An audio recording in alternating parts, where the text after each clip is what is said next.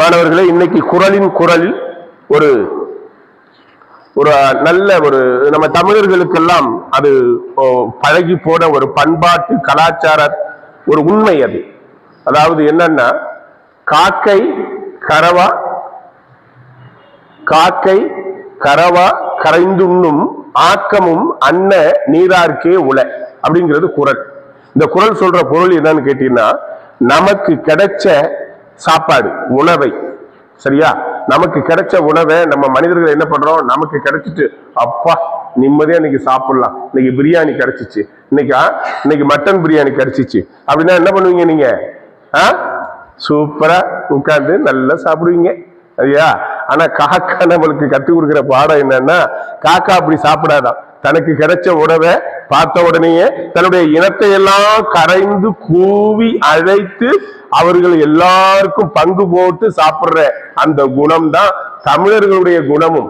தமிழர்கள் வாழையடி வாழையாக அந்த காலத்திலிருந்து வருகின்ற யாரு, நம்ம வீடு தேடி வருகின்றவர்களை இல்லை என்று சொல்வதில்லை.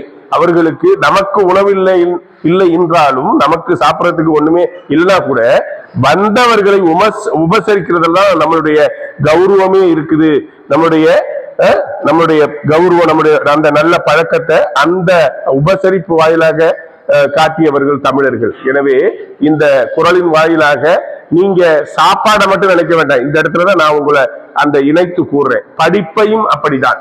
நீ உனக்கு தெரிஞ்ச விஷயத்த, அது கணிதமாக இருக்கலாம், அறிவியலாக இருக்கலாம், எந்த மொழியாக இருக்கலாம், மொழி பாடமாக இருக்கலாம், உனக்கு தெரிந்ததை நல்லா படிச்சுட்டேன்னு வச்சுக்குவேன், உன்னோட சக மாணவர்கள், தோழர்கள், தோழிகள் அவங்க ஸ்ட்ரகிள் பண்றாங்கன்னு வச்சுக்கேன், அவங்களுக்கு நீங்க கத்துக் கொடுக்கலாம், அவங்களுக்கு நீங்க சொல்லிக் கொடுக்கலாம். அப்படி நீங்க சொல்லிக் கொடுக்கறதன் வாயிலாக நீங்கள் கற்றதை நீங்க ஸ்ட்ரென்தன் பண்றீங்க. ரொம்ப மனசுல அது ஸ்ட்ராங்கா பதியும். எத்தனை தடவை உங்களுக்கு தெரிஞ்ச ஒரு கணக்கை இன்னொருத்தருக்கு நீங்க சொல்லிக் கொடுக்க என்ன ஆகும்னா, அது அசைக்க முடியாம உன் மனசுல பதிஞ்சு போயிடும்.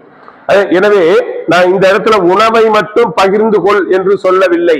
காக்கா அது கரைந்து கூப்பிட்டு தன்னுடைய இனத்துக்கு உணவை வழங்கிதான் சாப்பிடும், அந்த பழக்கம்.